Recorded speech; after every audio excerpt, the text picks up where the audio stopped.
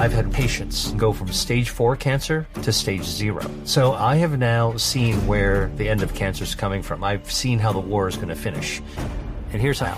Dr. William Li is a Harvard-trained physician and medical scientist whose work is revolutionizing the way we understand and fight some of the most devastating diseases facing our world today. I'm going to give you a brand new view of thinking about cancer. And this is shocking to some people to hear, but every 24 hours, there are 10,000 mistakes that are made in your body.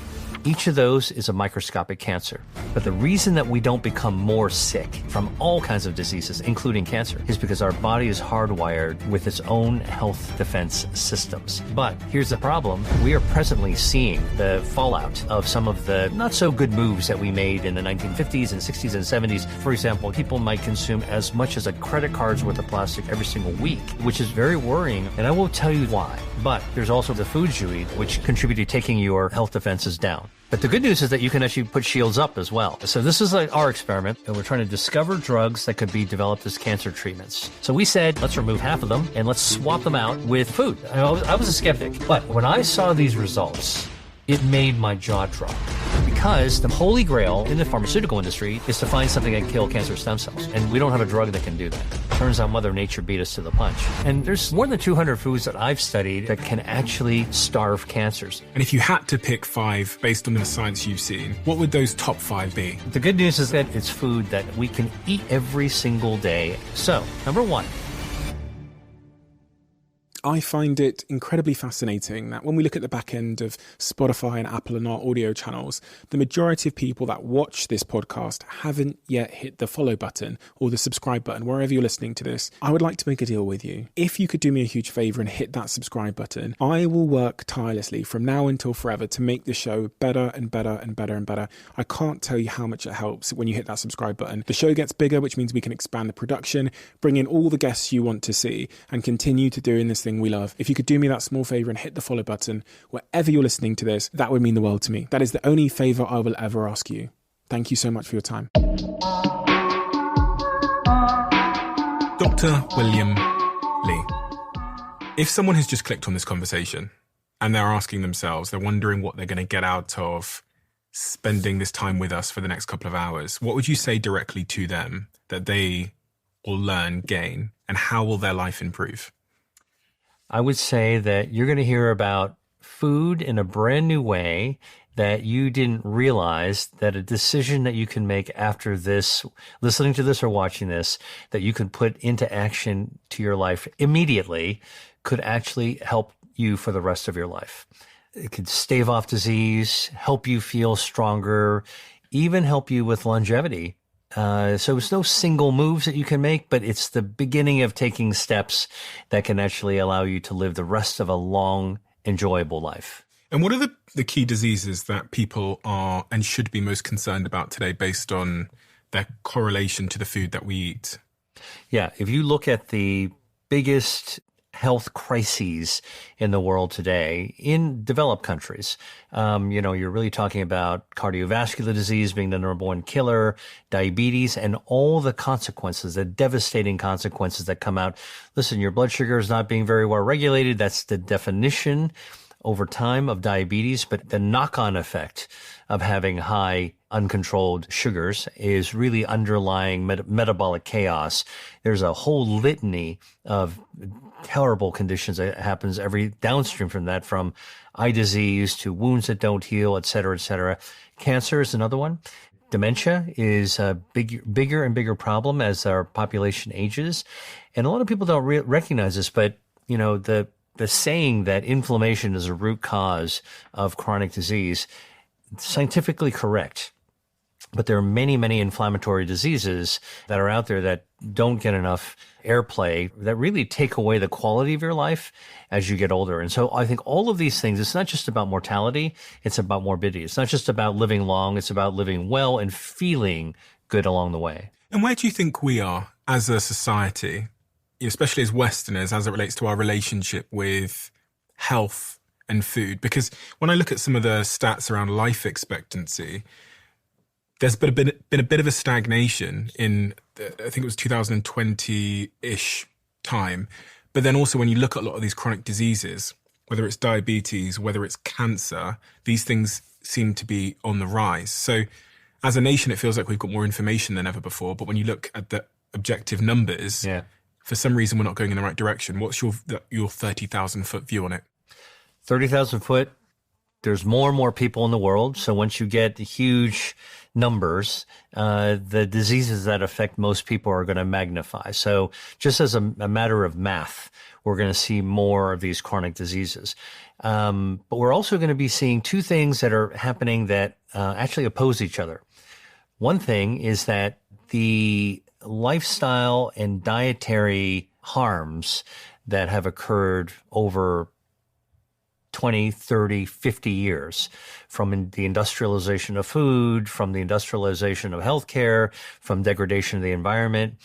Those are all things that take time to manifest. And so to some extent, we are presently seeing the fallout of some of the not so good moves that we made in the 1950s and 60s and 70s and so on and so forth. So decades later, we're beginning to see the consequences, the devastation of things that happened decades ago. That's one side of elevating, increasing the incidence and prevalence of health conditions, bad health conditions. There's another side that is countervailing. And the other side, which is the side that's the team I play on, is it really exciting. Because one thing that's different is that we have now tremendous scientific power to get in there and probe diseases and also indeed probe health, which is something we're not doing often enough. And in so doing, we're actually able to find solutions to the problems that counter some of those harms. So we're beginning to discover now, how do we actually prevent diabetes? How do we prevent cardiovascular disease? Can we reverse heart disease? And even conditions that seemed like no-win situations. And I like to talk about this, is that in my career, I never thought as a physician I would actually see the cure to cancer, the end of cancer. But actually, I tell you, I have now seen where the end of cancer is coming from. I've seen how the war is going to finish, because I've had well over a dozen patients, and there are hundreds of people like this that are starting to form, that can go from stage 4 cancer, that's game over cancer, to stage 0. We can do this. And not for everybody yet, but we're beginning to see where the light at the end of the tunnel is, and it involves your immune system. And some of the remarkable scientific breakthroughs are teaching us that our body heals itself against diseases as serious as cancer in ways that the pharmaceutical industry can't by itself do, but it really relies on the body. So when you talk about food as medicine or medicine as medicine, none of them are as powerful as what the body is hardwired to do by itself. When I think about something like cancer, it's slightly terrifying because it feels like a game of roulette. It feels like the people that get cancer, it's completely random, and that our outcomes are also a game of roulette. And this is as someone that knows very little about cancer. I hear someone that I thought was very, very healthy get cancer, and then their outcomes, whether they beat it or not, also seem to be largely down to chance sometimes. That's how it seems. What do you think of that view? Yeah, I'm going to give you a brand new view of thinking about cancer. And that is that we are all forming cancer in our bodies all the time, from the time we were kids. You don't have clinical cancer, you haven't gone to the doctor to get a diagnosis, still start forming cancers. And let me tell you why. Cancers are like pimples in our body, all right? And this is shocking to some people to hear, but the human body is made up of about 40 trillion cells. That's more cells in our body than stars in a clear sky, all right? And these cells have to divide to be able to reproduce themselves, copy and paste. Every cell has its own genetic material called DNA. It's our instructions for how our cells are work. So you got to copy and paste your DNA, all right? Now, copying and pasting is a tricky thing to do really well. So if I gave you a sentence to write, Stephen, and I said, copy it 10 times on a Word document, you'll do it perfectly. If I told you to copy it 1,000 times, you're going to make a few mistakes. Good thing that we have spell check to fix it, to catch it and fix it. But if I asked you to copy a single sentence 40 trillion times, you're going to make so many mistakes that your spell check isn't even going to be able to catch all of it.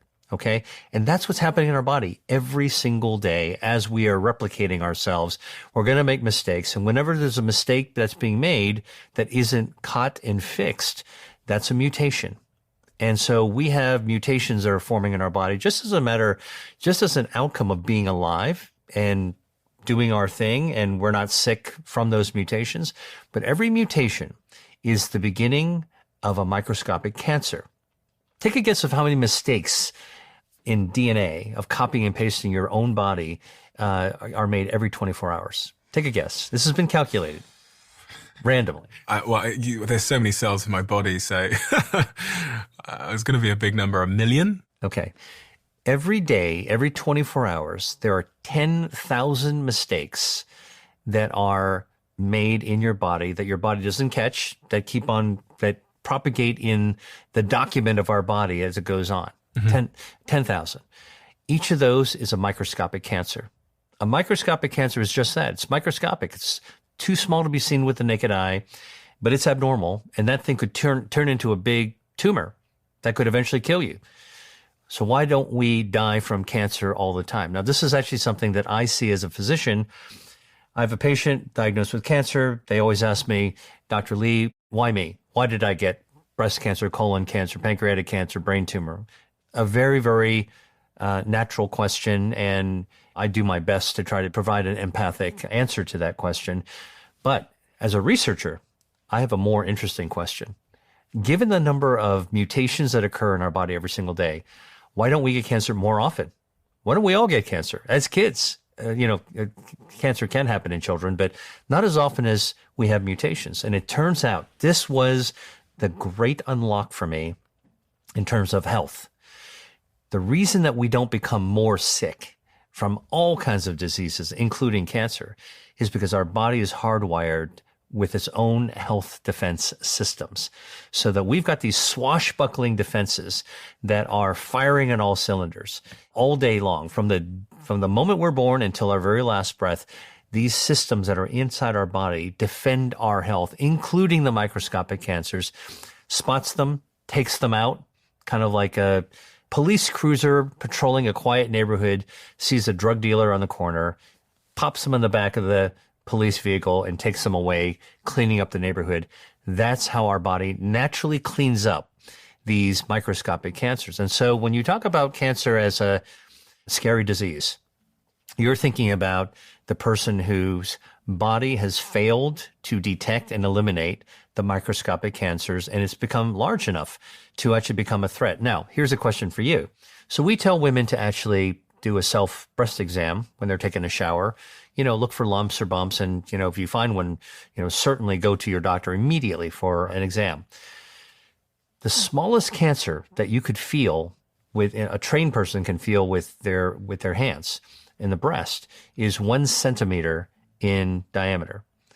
A 1 centimeter breast cancer already has 1 billion cancer cells that have already multiplied. That microscopic cancer multiplied 1 billion times. That's the smallest one you can feel. Now, immune system's not taking them out, all right? So you need a better immune system if you want a shot at this, and not just chemo or hormonal therapy. And that's where some of these incredible advances are taking place. But there's another one.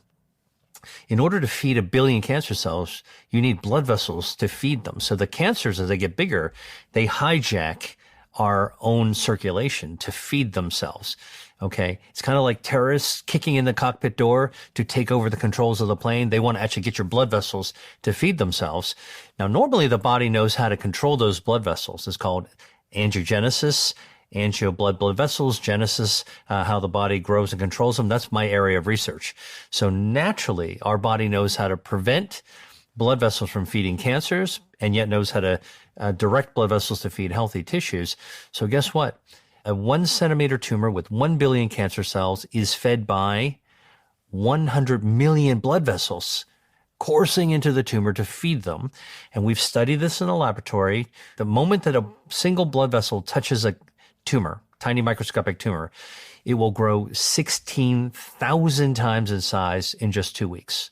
Wow. All right. So I've told you some scary statistics, but now let me kind of give you where the breakthroughs are coming through, right? So with this kind of knowledge, what can we do with cancers? Not just breast cancers, but in general. Number one, we know that if you boost your immune system with foods, with exercise, diet, lifestyle, you're going to actually make your immune defenses a lot stronger to patrol your body to wipe out those microscopic cancers. That's why healthy diet and lifestyle lowers the risk of cancer. That's why eating the right foods that boost your immunity can substantially lower your risk of cancer as well. We also know that you can eat foods that support, prompt up, fortify your body's natural ability to control blood vessels. Keep those blood vessels where they're supposed to be and get rid of those blood vessels where you don't want them to be, which is kicking in the cockpit to take over your circulation to feed cancers. So if you eat foods that are anti-angiogenic foods, like on Staple, you've got coffee and tea. Both of those contain natural substances that cut off the blood supply and starve cancers. That's a good thing. So that's why we know what we do with our diet can actually help to lower the risk of cancer as well. I'm assuming the opposite also applies. I could eat foods and I can drink things that cause my body to malfunction, i.e. makes the blood vessels unregulated, and starts to feed the cancer, right? Yeah, absolutely. So let's talk a little bit about that. So, okay. So I told you the body's hardwired with these defenses. Shields up, right? That's what we want to do. Because shields are already normally up, you want to raise them higher. But what about, and this is a brilliant question you're asking, a very probing question. What are the things that take your shields down, right? What are the things that turn off the smoke alarm in your house, that unlock the doors? Can I take a guess? Is it this? Okay. Now, I know the answer that you're setting this conversation up for, which is a burger with meat. Is that actually disease causing? And I would tell you that yes and no. A burger is something that many people enjoy eating. And I would say eating meat, eating burgers, even eating ultra processed foods once in a while is not going to harm you if your health defenses are naturally strong. But if you make it a habit, a regular habit of eating this at the expense of eating healthier foods, more plant-based foods, less processed foods, okay, you are actually going to tip your odds where the diseases are more likely to get you. What that means is that overeating fast foods like burgers will actually contribute to taking your health defenses down, shields down. So what are those things then that bring the shields down? You were saying... Okay, excess sodium, too much salt, which can be present in a lot of restaurant foods. People eat out a lot, go to restaurants all the time. You ever go to the back of a kitchen of a restaurant to see how they're seasoning their food? Patrons love salty food. It makes food taste really great. Our brains respond very well to salty food. That high sodium levels actually speeds up, accelerates our cellular aging. So we actually age faster, but it also is a huge wear and tear on our health defenses, specifically our circulation. Our blood vessels, our angiogenesis system is taken down by excess salt. Okay, I've got a question here. Obviously, there's a big movement at the moment around hydration and electrolytes. And these electrolytes have magnesium, potassium, they have sodium in them. Yeah. So a lot of people are now taking electrolytes to hydrate themselves. Is there a risk here? So the great news is that the healthy body has got its own titration system for electrolytes. If you drink a electrolyte fortified beverage, your body's going to take everything it needs and it's going to pee out the rest. You're going to eliminate through your urine. All right. However, sodium is one of those electrolytes is present. Like you're not drinking electrolyte fluid all day long, but sodium, you're eating it in almost every food that you actually have, except perhaps dessert, but maybe even then. And so this is one of the things that we realize is sodium is a high risk for hypertension, high blood pressure, inflammation of the lining of your circulation, and that sets up for a lot of badness downstream when it comes to your health, and it takes down your circulation health defenses that we talked about. High blood sugar can also do the same thing. So if you're eating And excess of added sugar, we all have heard by now. Glucose spikes and glucose crashes. I don't actually use those words, by the way.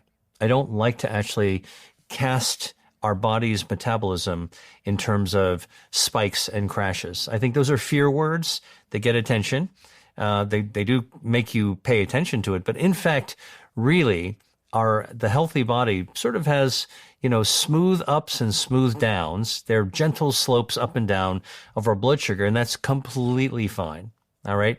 And it should be like that. However, if you have an uphill climb of your blood glucose and it continues to stay up, that can actually happen if you're eating too much added sugar. Okay. Added sugar, ultra processed foods. What happens is that your blood sugars, your intake of the sugar, glucose, rises up. And now your body your metabolism to chase that blood sugar down, and it's got to work harder and make more insulin. And eventually you just wear out that system, and then you have high blood glucose and an insensitive metabolism. And that's the beginning of sort of the dominoes starting to fall apart in your body. And so sugar, high blood sugar, added sugar is a problem. You get it from fruit, not a problem. Okay. No one's going to be eating a crazy amount of fruit. This is why extremes aren't good. Diversity, switch it out. Keep it interesting for yourself. This is what our human nature wants anyway. It's how we're hardwired. You'll actually be fine. So salt, sugar, those are two offenders. Okay. Alcohol is another one that actually can take down your health defenses over time. People say, well, what about red wine? Isn't red wine healthy? What I would say is that actually the fermented products or the bioactives that come out of red grapes, from the skin of red grapes that's found in red wine, there can be some healthful properties of the resveratrol and other polyphenols that come out of that are in wine, but it's never the alcohol. Yeah. It's not the alcohol in the beer, the wine, the whiskey. Nope, none of that is. The alcohol is a universal toxin. Toxic to your brain, toxic to your liver, toxic to your heart. Can't get away from that. Your body will recover. Shields up. It can take a ding. It's like a drink is sort of like a driving behind a truck, and it flings a little pebble right into your windshield. You might get a little spider in the windshield. Okay, don't worry. It'll repair itself. You'll fix yourself. You'll bounce back. It's not going to break your windshield. But if you keep on drinking, you're actually going to smash your windshield. And that's why alcoholism is so devastating to the health. But, a small amount of alcohol. So alcohol itself is a toxin. Do you drink? I rarely drink. And when I drink, it's in moderation. Mm-hmm. And I was thinking about stress as well. Does that bring down the... So besides the foods you eat, other things that can compromise your health defenses. And by the way, there are 5 health defenses. We talked about blood vessels. We talked about immunity, but there's 3 other ones that are core to functioning in the healthiest way possible. If you want longevity, you need all 5 of your health defenses and more to be working in your favor. But stress, what does stress do? Lowers your immune system, shields down. All right. Those microscopic cancers, whoa. That's why stressful people are more vulnerable to developing diseases like cancer. All right. Stress also causes your blood pressure to go up and causes neurotransmitters, hormones to be released from your brain and your kidneys, your adrenal glands that actually wear down your circulation. Now your angiogenesis system is also not functioning as well to protect yourself and keep good blood flow going where it needs to go. Now your circulation is actually down. So again, stress also can actually damage the DNA. We talked about naturally copying and pasting and having errors. Add some stress to it. Now it's kind of like you're trying to copy that sentence I was telling you perfectly. Now I'm going to come in and just smash your fingers down every now and then. And let's see if you actually make a mistake. You will. All right. Stress will actually do that. It's devastating to have so much stress continuously. Listen, by the way, I want to be really clear to anybody listening or watching this. A little stress is actually good for you. Like just being coddled all day long and living in a happy bubble. That's not good for our health either. We kind of get lackadaisical. We let our guard down. Little stress. I mean, anybody who's hardworking, successful knows that, it's not the no pain, no gain. It's that the grit that goes along with it, which gives a little stress, keeps us sharp. Which is a good thing. You want to be on. So a little stress is good, but when that stress is unabated it literally sinks your health defenses. It is just taking those shields down. Yeah, I've noticed that with myself. I've spent the last 10 years running businesses, a little bit more than 10 years now, but probably last 13 years running businesses. And the only times when I really get sick, where I'm like out for a week and I really, really feel it, is 1 week after 2 weeks of stress. So when I say 2 weeks of stress, what I mean there is when something happens in my life, business, where that it's kind of chronic and it's enduring stress. I can deal with having a stressful day. I can deal with having 2 stressful days in a row. But when I've had like 2 weeks of an enduring issue, like an enduring angst or a problem, almost perfectly predictably, a week later, I'm sick. And I'm extremely rarely sick because I think I sleep really well. I think I eat really clean. And so it's taught me something about, if I zoom out on that and see what's going on in my body, well, eventually, like my body's kind of, my immune system is running out of energy almost. Yeah, more than in your immune system. So when you're super stressed, it also it interferes with your ability to sleep well. Yeah. When you're sleeping well, sleeping is something that I was taught when I was a kid. When you're sleeping, you're resting, and when you're resting, you're not active, right? Well, that's just our physical self. It turns out when we're sleeping, even though our muscles may not be moving like we are during the day, in fact, a lot of other systems, including our health defenses, are being repaired, renewed, regenerated, rebooted while we're sleeping. So in those ideally 8 hours, 7 to 9 hours, 8's the sweet number, our brain is cleansing itself, detoxifying itself, releasing. Do you know about the glymphatic system in the brain? Not as well as you do. Okay. Well, there's a sewer system in our brains that's called the glymphatic system, and it's shut tightly during the daytime when we're using our brain, doing our work, whatever we're doing. And during the day, we accumulate a lot of toxins inside our brain during the day. It's just a matter of functioning. All right. And what happens is that those toxins accumulate, which is that, at the end of a really, really tough, hard day, you got, if not a headache, you feel like your brain it's full. It's the cup runneth over, right? All right. So when you go to sleep, guess what? This sewer system, it's like the sewers underneath Paris. The grates open up suddenly and it drains those toxins out while you're sleeping, and only when you get good sleep. So when you're stressed and you're not getting good sleep, you start to accumulate these toxins that are never quite cleaned up, and your brain is not that cleaned up. When your brain's not cleaned up, you're feeling foggy. So think about, when you're in college, you pull an all-nighter or go to a party or whatever, and you're staying up all night. You're never quite the same. It takes a while for your brain to clean up itself. When your brain is foggy, you tend to not make as good decisions. I'm too tired to work out. I'm too tired. I don't care what I eat. I'm just hungry. I'm going to eat anything. You start to make bad decisions when it comes to diet and lifestyle. You see? So the stress can cascade on your health like that. Is there a certain stage of sleep where the glymphatic system kicks in? Yeah, it's during like the deep REM sleep. Okay. That dreaming sleep. Okay. And that usually comes later in the night as well. Correct. And in more quantity later in the night. So you need to really be getting a long sleep. Right.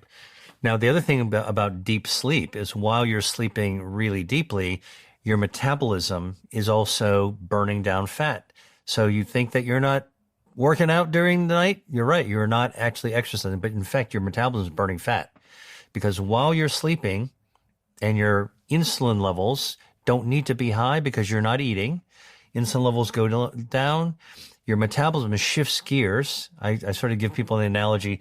It's like your body is a race car, sports car, like a Ferrari. During the day, you are in gear to drive, accumulate speed, and you're revving your engines. At night, you shift gears where you're actually burning down fat. You don't need to accumulate more fuel. Now you're burning down the fuel. So when you're sleeping, you're actually burning away fat. But when you don't sleep well, or you don't sleep long enough, you're not burning down that fuel. That fuel accumulates.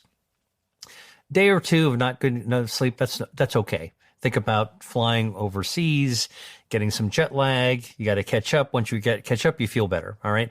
But think about this like day in and day out, chronically stressed people who are never getting good sleep. Add a little booze, alcohol to the equation. You can kind of see the problems that are going to build up. Your brain's going to be foggy. Your metabolism is going to be out of whack. You're not burning as much fat from the calories that you ate during the day. Now inflammation starts to rise in your body, and that inflammation really takes down your health defenses. And now you're much more vulnerable. So in your own example of where chronic stress leads to poor sleep and then you get sick, no surprise. If we go back up the thread there, we were talking about the sort of individual perspective on cancer, and I was looking at some stats here, and it says that the number one Google search related to cancer is breast cancer. 1 in 2 people will develop some form of cancer during their lifetime. That's according to the NHS. Cancer is the second highest leading cause of death worldwide, and by 2040 there will be 28 million new cases of cancer each year worldwide. But one of the most shocking things that I saw was that globally, early onset cancer incidence has risen by about 80% by 1990 and 2019. And there was an article which I'd sent to my team a couple of weeks ago. It's called The Worrying Puzzle Behind the Rise of Early Onset Cancer. And it says that there are rising cases of breast, collateral and other cancers in people in their 20s, 30s and 40s. And it posits the question, what is going on?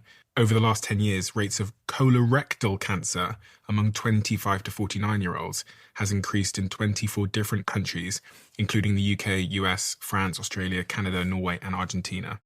I mean, what is going on? Yeah, that's a big question.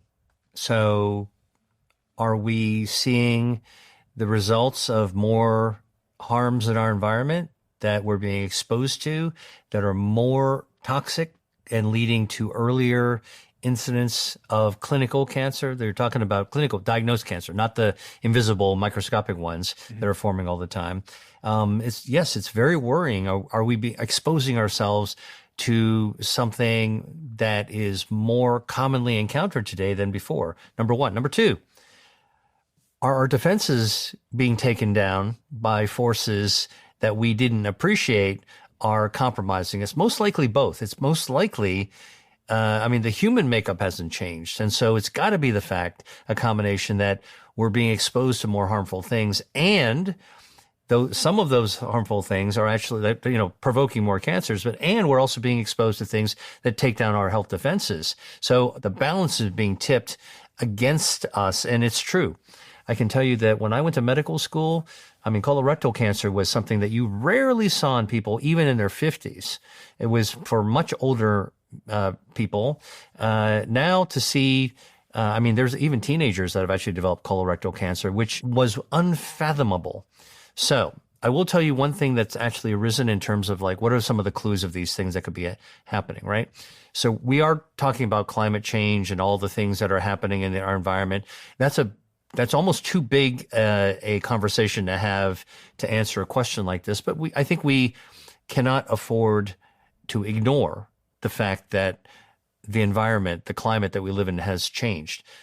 But there are other things that we're beginning to unearth that we didn't realize until just within the last few years. And one of them is how many inflammatory microplastics we are ingesting. When I was growing up, my mom, very well-intentioned, would store foods in plastic, leftovers. And we'd buy foods that came in plastic packages, right? We didn't have a second thought about it. A plastic cup, styrofoam cup. Go to a picnic, you're eating off of a plastic plate, right? These are all common experiences that we all have in the modern developed world. Well, what if I told you that we now realize that the plastic touching food can shed the plastic itself as microparticles into the food, and then we eat the food? And okay, we've known this for maybe more than a decade. Maybe there's little plastic particles that come off. But, hey, there's no harm, right? We haven't been able to discover it. I used to say that. Now, just within the last few years, we're beginning to pinpoint that, number one, plastics can actually embed themselves in our body. We know where.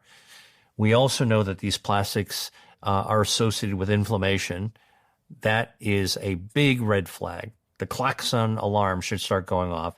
And third is that the volume of plastics that we're consuming is crazy. There was a study that came out recently that showed that in normal autopsies of people that didn't die of a brain problem, that when they were doing the autopsies and looking for plastic, that we could find them. And the amount of plastic that was found in the average human brain is about the amount you'd find in a typical plastic picnic spoon, just distributed throughout the brain. This is like it's a person who's died of something else. Wow. Does that mean that, like you and I are actually, you got a plastic spoon worth of plastic in our brain? There's been some people that calculated, and this has been, the actual math has been challenged, but there was an estimate that, some people might consume as much as a credit card's worth of plastic every single week in their food if they're not careful about it. And let me just tell you where we're finding microplastics. And, I want to get to the point where we're talking about the healthy foods that can actually turn the ship around. How do we turn the battleship of unhealth back to health? So we're back on the course that everybody wants to go to. We want to go to that how do we find our North Star for health? So I do want to get to that, but let me just say something about microplastics. We've now found microplastics in the brain, as I mentioned to you. We found it in the bloodstream.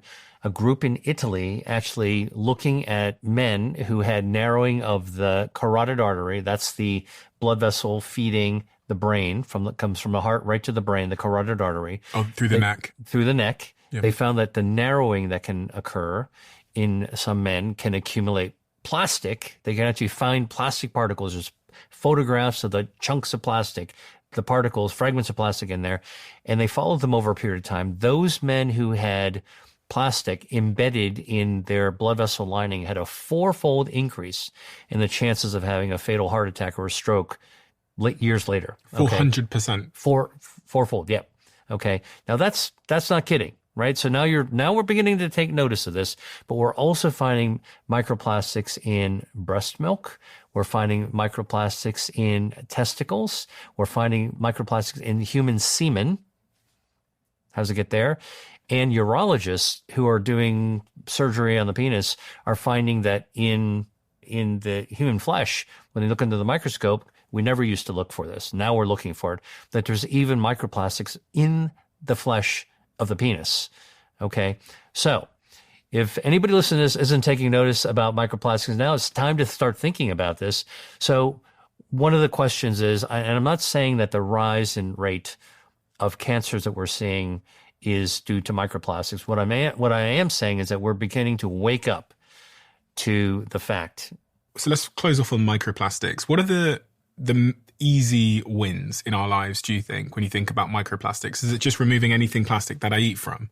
Or are there some sort of easy, cheap wins? Is it my shampoo? Is it my frying pan? Is it a container? Yeah. So I always tell people that the easiest way to lower your exposure to microplastics is to throw out your plastic cups, your plastic plates, and your plastic silverware. Mm-hmm.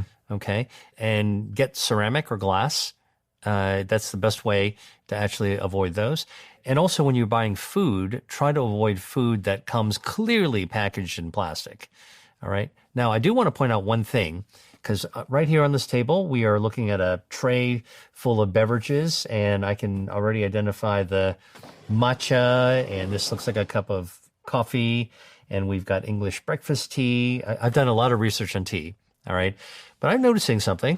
That green tea, which is universally healthy, the polyphenols in green tea lower the risk of inflammation. They actually improve your metabolism, lower your risk of cancer. They're heart healthy. Before you take that sip, though, let me tell you, I see a tea bag in there. Okay, and there's different ways of brewing your tea. It turns out research from the University of Montreal have now shown that tea bags can shed microplastics. So you can have 1 billion particles of microplastic shed from a single tea bag. Okay. All right. So I just changed your mind, right? So look, this is the power of awareness and understanding. I probably should have stopped you. Yeah. When you were like, why didn't you save my life? You let me drink it first, but I've spat it out. Well, I just, as you were doing it, I was like, all right. But look, there's another one there that's got lemon ginger tea. This is like an herbal tea. That's fine. Listen, I would also tell you with flavored teas, just be cautious. Like always check anything that's been machined to be a little bit more than nature. Tea bags are supposed to be paper, right? Well, in order to prevent the paper from ripping, the manufacturers of the tea bags spray it with a small amount of plastic to have it hang together better. And that's the plastic that comes off. But what about the lemon and ginger in this lemon ginger tea that sounds so appealing and calming, right? And something that most people would find nice as an herbal tea. Well, listen, you're relying on a factory to actually put that lemon flavor, ginger flavor. Is it real lemon or is it real ginger? Always look at the ingredient label to know what's in there. Or just buy your own tea and squeeze your own lemon and add your own piece of ginger. These are ways to actually kind of avoid the potential exposures to toxins that come from ultra-processed food. So all this conversation about, avoid ultra-processed foods and watch out for all those harmful things, it's actually quite easy to dodge them if you just have in your mindset that you're just going to make it yourself, and it's absolutely easy. Now, I will tell you something interesting about English breakfast tea. We did research at the Angiogenesis Foundation, the nonprofit I looked at, to look at different types of teas, different types of green tea, Japanese tea, Chinese jasmine tea, English tea. And we were always assuming, again, this is the power of food as medicine research, we were always assuming that the green tea is going to be the best. I'd always heard that Japanese green tea is going to be like the ultra best. And what we found was that English tea, specifically Earl Grey tea, actually was the most potent when it actually supported your blood vessels, your body's defense system for angiogenesis to keep your circulation healthy. Wow, what a surprise that is. And this spoke to me about the fact that we can't make assumptions. We need to look at facts. We need to look at data. And so I'm a big fan of Earl Grey now.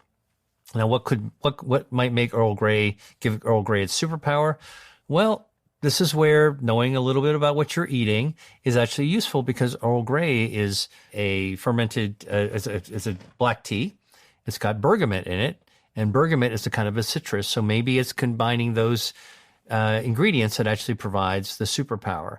But I do see matcha on this tray. I want to tell you about matcha, because matcha is truly a super enriched, polyphenol enriched tea. A lot of people don't realize it. There's no tea bag in it, so don't worry. Yeah. So a lot of people think about matcha as just another green tea, but it's not another green tea. It is made with green tea leaves, the same kind of green tea leaves, but as you would find in any green tea. However, it's what's the composition of matcha. Matcha is green tea that is, before it's ready for harvest, is grown under a shade that changes its chemical structure, natural chemical structure a little bit. So it's got a lot of potency to it. And what happens with matcha is they take the tea leaf, they take out the stem of the green tea leaf, and they ground up the actual leaf into a powder. Now, what's in that green tea leaf? You've got not just some of the polyphenols that might steep out in the cup, whether you're using a tea bag or loose leaf tea, you're getting all the polyphenols suspended in that. So now you get 100% polyphenol, okay, in matcha. So go ahead, do it. Okay, good. That one's good. All right. Okay, for matcha. And because you're getting the tea leaf ground to it, you're also getting your dietary fiber. That dietary fiber is good for your gut health, your microbiome, good for your metabolism, good for lowering inflammation. And the polyphenols found in green tea have also been, matcha tea, have also been found in the lab to kill breast cancer stem cells. What's a breast cancer stem cell? What's a cancer stem cell? Well, look, stem cells are these renewable cells, all right? And cancers contain stem cells that help the cancers come back, right? If you got cancer, you get it treated. The one thing you don't want it to do is to come back. So, and by the way, other foods can also kill cancer stem cells. Purple potatoes that you might have seen in the market, they're kind of purpley looking on the outside. Slice it open, dark purple on the inside. All right. Turns out that those purple potatoes have something called anthocyanins. Purple potatoes have been studied in a lab, okay, at Penn State University, and been shown to kill colon cancer stem cells, which contribute to the colon cancer coming back. So full disclaimer, I made a very, very big investment, a 7-figure investment into a matcha company a couple of years ago. And if you look at the search trend data on the subject of matcha, I don't know if you've seen this, but I'll throw it up on the screen for anyone that's watching on video, but you can see how it's just come out of nowhere. It seems it's exploded. And when you say that matcha cells have an impact on breast cancer cells, what does that mean in reality? Does it because obviously the conclusion one might jump to is that if you drink matcha, you're lowering your risk of breast cancer. But that's not necessarily what you're saying. What I am saying is that drinking green tea in its most healthful form, okay, raises your body's health defense systems. Yeah. And by having better health defense systems, better immunity, better control of your blood vessels, better control over your DNA and those mutations, and if you can actually kill some of those stem cells, cancer stem cells, that's going to be in your favor as well. That is overall going to actually lower your risk of cancer. And so I think that, and by the way, the other thing that green tea and matcha can actually do is improve your metabolism. It's really pretty much all good. My great uncle, by the way, lived to 104 years old, vital, intact, independent. He told me that he attributed his longevity and his vitality to the fact that he lived at the base of a mountain that grew tea, that every morning he got up and he walked up stone steps, a stone path to a tea garden, and he had freshly picked tea. It's all organically grown and everything. And he drank tea all day long. He probably had 10 cups of green tea a day, and this has been his whole life. He sat with his close friends who are also very vibrant and elderly, social connection, all right? Watch the sunrise. It's very calming. Do you drink it? Absolutely. I've got just going up the thread again a little bit. You mentioned the word colorectal. Where is the colorectal cancer? Right. So we have a little model here. Because I'm asking this because I'm wondering why that type of cancer is increasing. So is there a particular reason why? Well, okay. So let's do a quick medical school crash course for podcasters. The gut. We talk about gut health. Most people think of the gut as sort of lower down in your belly or maybe even just your stomach. But the gut actually starts in your mouth, and it runs down, about 40 feet worth of stuff, organs, your esophagus, your stomach, your small intestines, your large intestines. By the way, these squigglies are your small intestines, all right? This blue is your large intestines. This is it's shaped like a horseshoe. It's big, thick, tube that's kind of framing your small intestines. And then it goes down the poop chute, the rectal, and the anus. That's the end of your gut. All right. So the colon is really the large, framing, thick part of the gut. It's near the very end. All right. So all this squiggly small intestines winds up here. At the beginning of the colon goes up. It's called the ascending colon.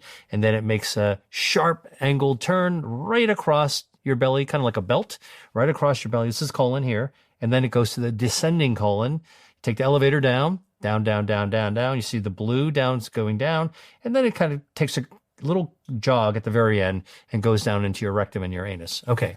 Right. So the blue thing is my colon. So this is where cancer incidence is rising in young people. So you're talking about the rising incidence of colorectal cancer. That could be a cancer that's typically either on the right side of the colon, either going up the upside, up the elevator, or down the elevator on the right side or the left side. Okay. Okay.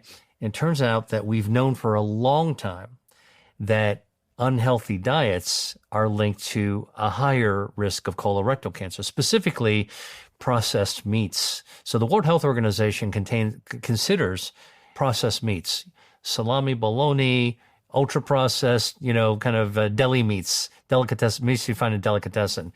All right, those would be considered carcinogens, and they are highly linked to an increased risk of bowel cancers.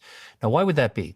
Well, it turns out that, think about it, if you're eating a ton of meat, all right, you're actually exposing the gut to a lot of those processed meat carcinogens that when it sits around in your colon, not once in a while, go to the ball game, have a hot dog, enjoy yourself. But if you eat it day in and day out, you're giving a lot of exposure to your gut.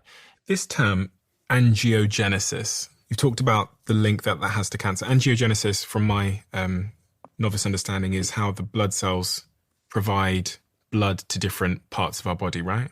And in the case of cancer, there's the angiogenesis system is making a mistake. Is that a simplified version of it? Yeah. So angiogenesis, which is the field I study, we break it down to what its elemental parts of angio, blood vessel, genesis, how the body grows and maintains them. So angiogenesis is how our body grows and maintains our circulation. A lot of people don't know this, but our circulation is one of our body's health defense systems, and it's so extensive that in a typical adult, there are 60,000 miles worth of blood vessels packed inside our body. These are the highways and byways that deliver blood to every organ and tissue. But that means that they also deliver the air we breathe, the oxygen we're breathing in, and the nutrients that we're eating. So we eat good things. They're going into our bloodstream, and our blood vessels, our angiogenesis system, delivering to every cell in the body. Now, you eat something bad, similarly, or you breathe something in bad, similarly, those blood vessels are delivering something negative. Now, inside the blood vessels is a lining. It's called the lining is like a clear, like a plastic wrap inside the blood vessel called the endothelial layer. That's like a layer of ice, like on an ice skating rink, to ensure that everything in the blood vessels are flowing smoothly without getting caught on the walls. So when you have cardiovascular disease, too much salt, hypertension, when you have diabetes, where you're actually wearing down the lining of the blood vessels, endothelial layers being damaged, it's like damaging the lining of your angiogenesis defense system has really deadly consequences, because it's like scraping up the ice on an ice skating rink. You know, if you actually have a lot of ice skaters on a rink, after a while, it's unskateable, right? You can't get on it. And what will happen in your bloodstream is then elements in your blood get caught along the walls, and they build up. And that's actually how blood vessels narrow up. So that's one of the areas so angiogenesis actually is intended to deliver oxygen and nutrients to the tissues that need it to maintain your health. But because it's so critical, it's also very, very carefully controlled. So you don't have blood vessels growing where they should not be growing, like in your joints, in your eyes, or of course to cancers. You definitely don't want to be feeding cancers by delivering oxygen or nutrients to them. I've got this graph which shows different things that cause more or less angiogenesis. If you've seen this graph. Okay. So you are showing a graph that I generated, my organization generated. And this is actually, you're looking at the experiment that got me into food as medicine.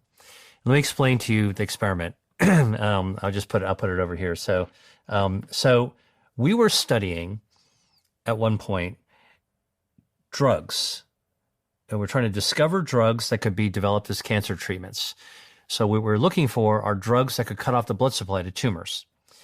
So we were screening lots of chemicals that biotech companies were developing and inventing, and professors were inventing, and said, hey, can you take a look to see this could be a worthwhile drug that could cut off the blood supply to a tumor as a cancer treatment? All right. And at the time, there were no such treatments. So it was all discovery. Like this was, like the golden age of discovery when it came to angiogenesis. We were testing, oh my gosh, this thing could really stop blood vessels. Could we develop this into a cancer treatment? Ultimately, yes. The answer was yes. But we were looking for them. And so we developed a system where we could add a substance into a laboratory test system to see if blood vessels would grow or shrink. And so here on this graph, you can see at the very top, a very long bar of blood vessels growing. That's normal, healthy blood vessels growing out as long as they can. And then what we would do is we'd throw drugs into it, and we would see if we could actually shrink them up. And so some of the shorter bars are cancer drugs. You can see them in this color in blue. Not surprisingly, some of the cancer drugs were making the blood vessels smaller. Hey, this could be a good candidate drug. And we were also testing other drugs that were available, not used for cancer, to see if they would work. Sure, we discovered some of those too. But I did something a little bit subversive. And as you know, if you want to be disruptive, you got to sometimes disrupt yourself in order to be able to do this. So this is our experiment that we were doing at the Angiogenesis Foundation. We decided to disrupt ourselves. So we said, we have a whole system of drugs to test. Let's remove half of them and let's swap them out with powders that came from food. All right. just to see what would happen.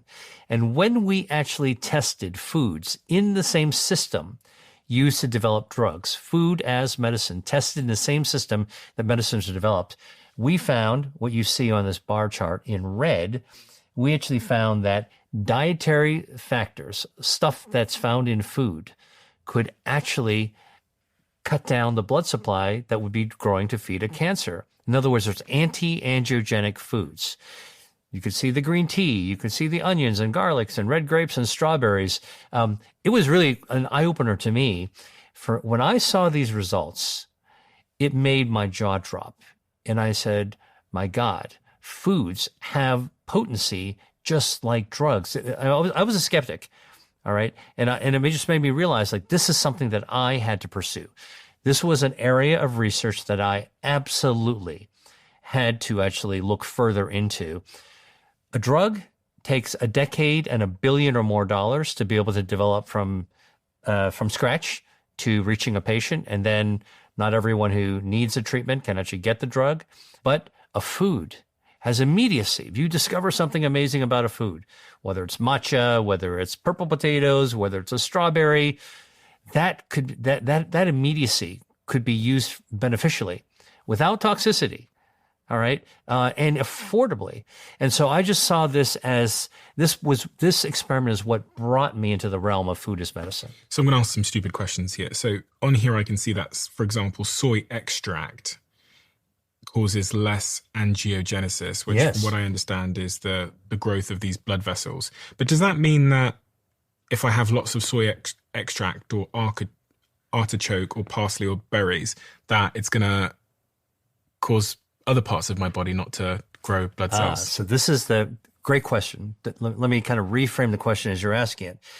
If experiments are able to show that certain foods can prevent blood vessels from growing, will that actually cause a problem with your body's health defenses to keep blood vessels from growing in healthy tissues? Yeah. All right. Answer is no. And here's why. As a health defense system, our angiogenesis system is completely designed to yoke in the right number of blood vessels to give just the right amount of blood flow. Not too much, not too little. I call it the Goldilocks zone. You know, Goldilocks, the fairy tale. The bears were home invaders. They broke into the house and they were looking for chairs and porridge and beds. Not too hot, not too cold, but just right.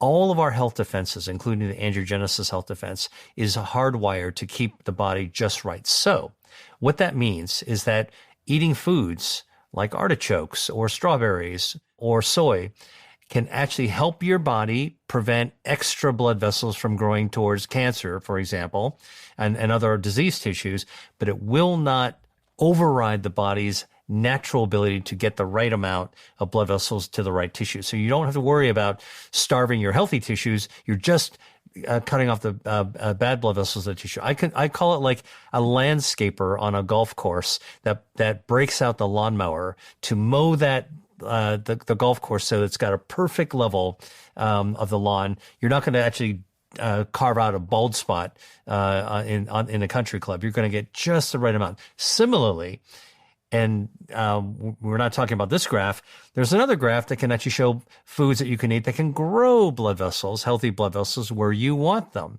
And it turns out things like fruit peel can actually do that. And barley can grow new blood vessels. And dark chocolate can actually help to support blood vessels as well. And some of these things can also work on both sides of the equation. They can prune away the bad extra blood vessels and they can grow them whenever you need them. So your body is sort of like the gardener extraordinaire. It knows exactly how to actually tend. You give them the right ingredients, they know exactly where to put the grass seed, and they know exactly where to mow the lawn. Have you ever had cancer in your family? Yes. Cancer has touched my family like it has for most people. I had two uncles years ago that passed away. One passed away from colon cancer, one passed away from liver cancer.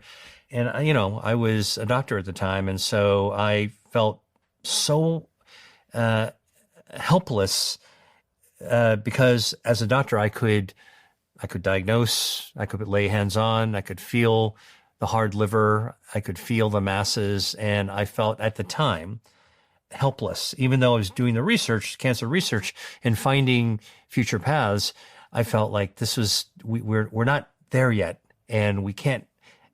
I couldn't help him. I felt powerless. Fast forward, we're now at a point where we're beginning to see the light at the end of the tunnel.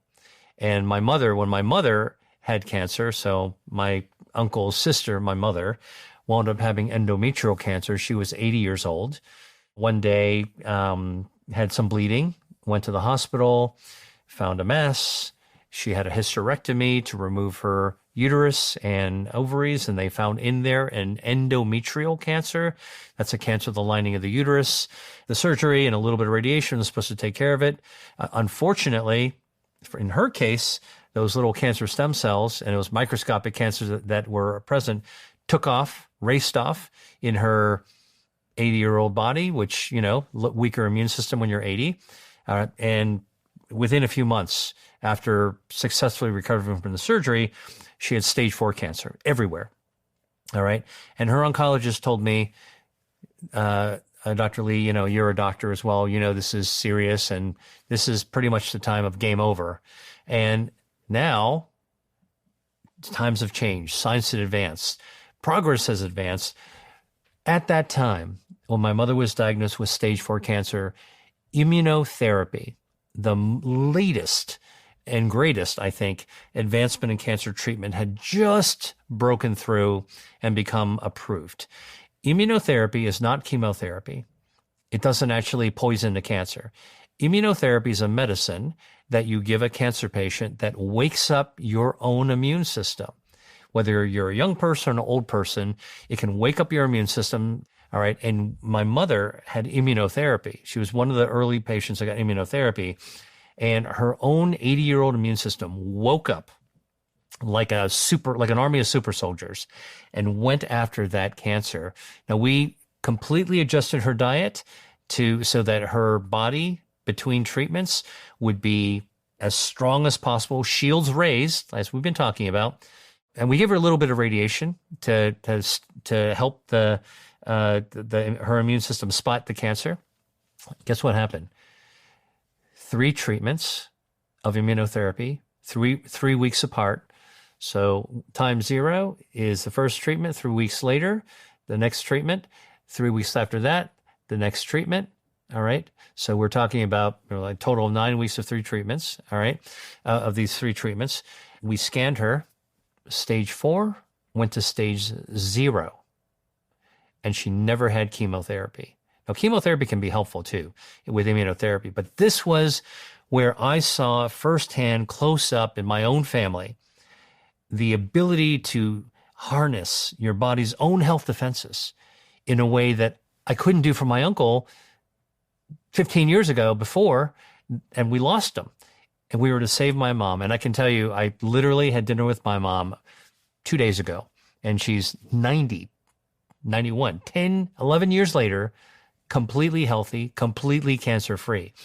And by the way, this immunotherapy, if we could only get this to work as well for everyone, this is where we are in the history of medicine. We can see an end. We know how we can get to an end. We've actually seen successes. We just can't get it to work for everyone yet. And there are different ways to actually wake up your immune system. Another way that I'm working on now that a colleague of mine in Germany is working on is also absolutely jaw-droppingly amazing. Imagine this. Somebody has cancer, and they're going to get a biopsy no matter what. They're going to take some tissue out to look at it under the microscope. What kind of cancer is it? Is it a brain? Is it a breast? Is it a colon? Is it pancreas? Where is it coming from? You're going to get a diagnosis. Right now, up until recently, that's all we did with the tissue, the biopsy. You just got a result, and it's kind of like a death sentence depending on what type of cancer. And you're supposed to then go to the guidelines and open up the treatment book to say, well, what's the pathway what's the recipe we should follow for treatment? Too often, those recipes don't work very well or for very long. Now, what if I told you that where we are headed with cancer therapy is a new frontier where you take the tumor with the biopsy, sure, look at it under the microscope, call it out, define what it is, and then you send it to a lab where you do complete full-on genetics. You sequence the entire cancer genome. All right. Right now we do sequence. We take a dozen, 2 dozen, 3 dozen. I'm talking about doing 20, 30,000 genes, right? Right now, most people say it's not worth it. We don't know what we do with all that information. What if I told you if you took a tumor and sequenced all the genes, you find every mutation, every typographical error that we talked about earlier that's in that cancer? Those are the smoking guns of the cancer. Now, what if I took a piece of a little normal blood, normal cells, and sequenced that too? All right. Now, people are hearing me talk who are oncologists or scientists would say, I don't know what you're talking about. That's like double the waste of effort because now you're going to sequence the human genome twice in a single patient. What are you going to do with all that information? This is where technology sits in. Artificial intelligence, machine learning. Let's now have a computer compare normal cells with tumor cells, back and forth and back and forth and back and forth, subtract out all the mutations that are found in normal cells, leaving only the smoking gun mutations in the cancer. A couple hundred are going to be left. Those are the smoking guns. Those are the doers that led to this cancer. Now imagine, and I'm going to give you an analogy here. Do you remember that Tom Cruise movie, Minority Report? Yeah. So you remember, like he was wearing these gloves and you have a glass pane and you can actually move the things around on the glass with your fingertips, right? So now imagine you can take these human, the cancer mutations on the bottom of this glass screen and you can just randomly with your fingers pick out 20 random mutations and move them up on the screen. All right. Now you've just picked out the mutations and now you can connect the mutations together. I call it a pearl necklace. Imagine every mutation's a pearl and you connect them together with the string that connects the pearl necklace. Now you get what I'm saying? Like now we've taken the tumor, find out the doers, the smoking guns. Now we've strung them together. Okay. This is the most wanted sign that you would actually place out for the criminal. And now imagine you hit print technology. And now you have a protein printer that prints out those smoking guns as a protein full of your own individual cancer of that particular person. Now you take that protein and you inject it under the skin and you're challenging your own immune system. You're vaccinating yourself with your own cancer and you're causing your own immune system to say, aha, this is a bad guy. We're going to develop antibodies to go find our immune system. We're going to get ratcheted up to go find that cancer. Well, this is happening right now in clinical trials. I have a colleague named Saskia Biskup that is actually developing peptide vaccine treatments against cancer. And if you want to see some amazing results, there was a paper we published in Nature Communications about a year ago that showed in more than 100 people with glioblastoma. That is a game over brain cancer. Nobody lives more than a couple of years with this. All right. That with this treatment, we've been able to actually show that some patients with their own immune system woken up can actually keep them alive and cancer free. Brain cancer, like that is no-win situation, impossible to possible. And actually somebody who I've just recruited as an ambassador to my nonprofit organization, the Angiogenesis Foundation, I strongly encourage people who want to have a modicum of hope, who wants to see what I'm talking about in real life on social media. There's a woman named Rebecca Devine. She's okay with me giving her name. Her handle is That Brainy Blonde. It's a triple entendre. She's blonde. She's very smart. But she had a glioblastoma 7 years ago, and she is thriving, alive with this immunotherapy. So between my mother, Rebecca Devine, I'm just telling you, like I've known well over a dozen people who there's no way they'd be here today if it wasn't for the scientific advances that all shore up the body's health defense systems, specifically the immune system. But the drugs alone aren't enough. You really can take advantage at home of your own diet and lifestyle to be able to tip those odds in your favor.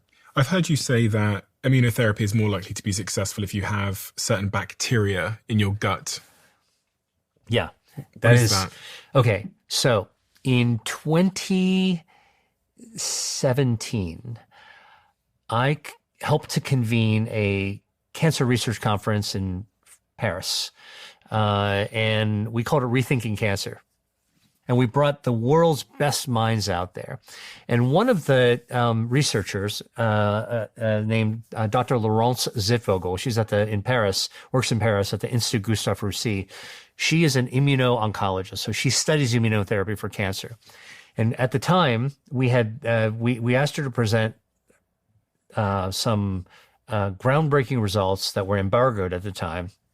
So our conference was the first time it was ever presented.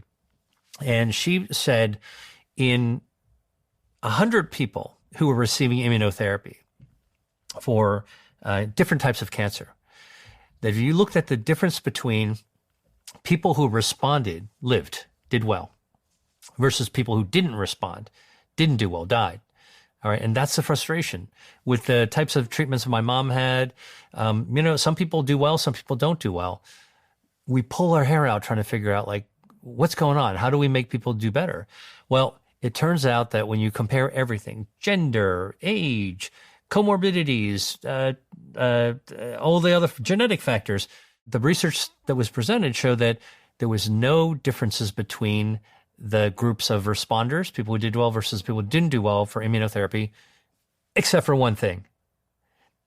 That one thing was one bacteria. The responders had one bacteria called Akkermansia muciniphila. So most bacteria have a genus and species, first name, last name. First name is Akkermansia, last name is muciniphila. Okay, it likes to grow in mucus, muciniphila. Where is there a lot of mucus? In the colon.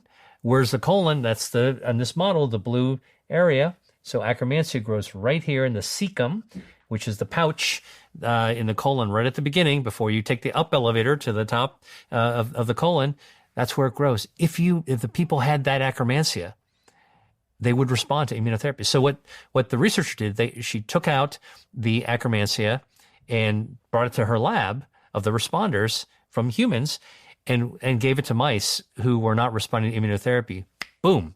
She'd resurrect the immune response to kill the cancer. So this is one of the first bacteria, and there may be many, many that we haven't yet discovered.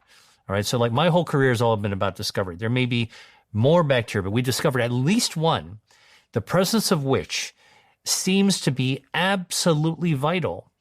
If you are a patient receiving immunotherapy, the type of immunotherapy called checkpoint inhibitors, if you want to tip the odds in your own favor of being a responder. Now, how do you get Akkermansia? Well, at the time, there was no Akkermansia probiotics. Now you can actually find Akkermansia probiotics. But at the time this was coming out, you had to grow your own Akkermansia, DIY Akkermansia. All right. So how do you grow it? Well, it turns out that there are certain foods you can eat that grow Akkermansia. What are those foods? Pomegranate juice, pomegranate seeds will grow Akkermansia. Cranberries, cranberry juice, dried cranberries will grow Akkermansia. Concord grape juice, or Concord grapes will grow Akkermansia. Chili peppers will actually grow Akkermansia. Chinese black vinegar. You ever go to dim sum and have soup dumplings? Oh, yeah. The black vinegar sauce that they use for as a condiment to the soup dumplings? Mm-hmm. Chinese black vinegar. That will prompt your body to grow Akkermansia as well. So what is your diet of preference then? There's so many different diets that people speak about when they talk about cancer and other chronic diseases. As I think I said to you beforehand, I'm on an extremely low carb diet, mm-hmm. Which is like verges on keto, but I kind of bounce in and out of ketosis. What do you think of, let's start with the ketogenic diet. Do you have a view on that kind of diet? Yeah. So let me just give you my perspective on diets. Lots of different diets out there. They're all designed with kind of a specific perspective and a particular goal in mind.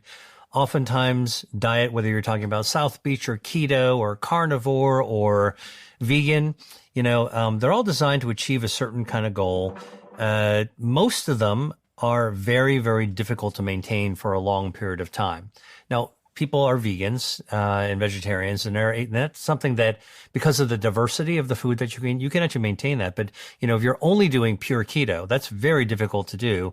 So most popular trending diets are short-lived, short-term solutions, and they'll kind of force your body to do something.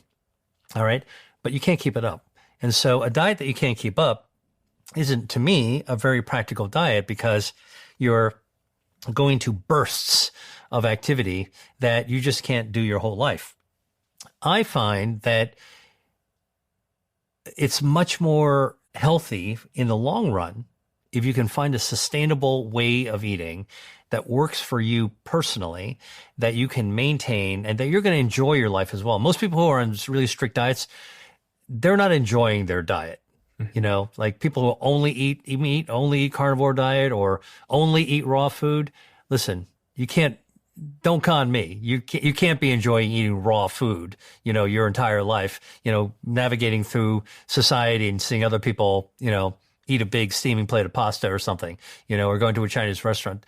So what I'm saying is that trending diets are well-intentioned. They often are designed to do one thing, but you can't keep it up. So it doesn't really, at the end of the day, contribute to the ultimate goal. What I prefer, and where I think the science takes us, where the next frontier for like lifetime health is tearing a page from the playbook of some of the healthiest cuisines in the world. And I would say Mediterranean is the hotbed, the crucible of a lot of healthy diets. Not just the blue zones, I think, but there are blue zones in the Mediterranean. Also Asia. There's a blue zone in Asia as well. But, you know, look, there's also a blue zone in Latin America. If you take a look at the common denominator of what's going on in the Mediterranean and Asia, is a very healthy, plant-forward, fresh, seasonal, healthy cooking oils, healthy preparation style, absolutely delicious way of eating. I mean, come on. If I were to take you to a Mediterranean restaurant or to a Asian restaurant, I would find it hard to believe that you and I opening the menu couldn't find something that we would enjoy eating, right? Mm-hmm. So Mediterranean is how I tell people I actually eat. That's my, quote, diet. Why do the Japanese seem to do so well when we think about the world's healthiest countries? Looking at some data here, a variety of different graphs that I have in front of me, and Japan seems to continually come out on top as it relates to health span. Yeah. Okay. Well, there's no one single factor, I think, that was responsible for it, but it is true. The Japanese demographics show consistently some of the oldest, longest living people. You know, they tend, first and foremost, okay, before we talk about what they eat, let me tell you what they don't do. They don't overeat.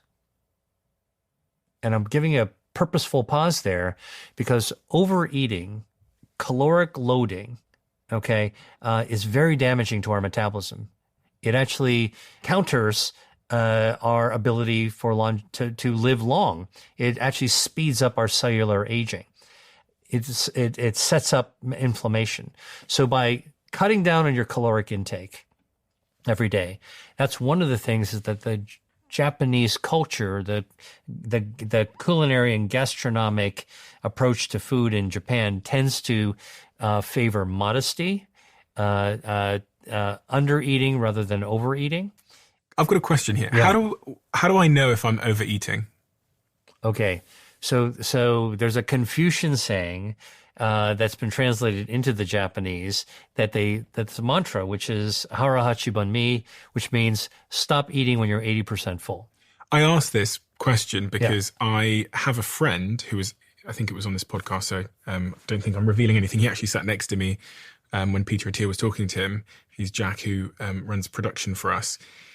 He had his DEXA scan done, which looks at your visceral fat, subcutaneous fat, muscle mass, bone density, those kinds of things. Yeah. And he's a slim guy. He's much slimmer than I am. And the diagnosis that came back from the doctor basically said, you're overnourished. And when I look at him, he doesn't look like someone that's overnourished. And the doctor essentially said to him that you need to reduce your calories. Now I'm looking at this guy thinking this is a slim guy. This guy's like much, much slimmer than I am. Yet the doctor's telling him that he's overeating. Yeah, so I wrote a whole book on this called Eat to Beat Your Diet, which is not a diet book. It's an anti-diet book that really uncloaks the new science of your metabolism. And what I try to say in terms of sharing that science is that, first of all, body fat, which societally is regarded as a bad thing. Nobody wants fat, right? Is actually a good thing. body fat's an organ in the body. Did you know that? Like it's one of our body organs, our body fat. It is distributed throughout our body. And what does it do as an organ? Well, it's got some cushioning effect. So, like if you didn't have any body fat, by the way, you tripped on the stairs and you hit the ground, you might rupture your organs. All right. So it has a little bit of a cushion effect, marshmallowy cushion effect. But our fat also is a fuel tank to store fuel. So when we're eating calories, our calories are our energy. We're eating food, we're eating calories. That's our energy. That's the fuel our body runs off of. I always tell people, if you have a car and you're filling it up with gasoline at the petrol station or the gas station, you don't even think about your gas until your fuel gauge starts to run low. And the same thing for our bodies is that we don't think about our fuel until we're hungry. And our hunger in our brain and our gut is really as our fuel tank that signals, we're getting towards that red line, better go fill up. Now, unlike a gas station or petrol station, there's no clicker on our body. We can keep stuffing food into our system. We can very easily overload our fuel tank.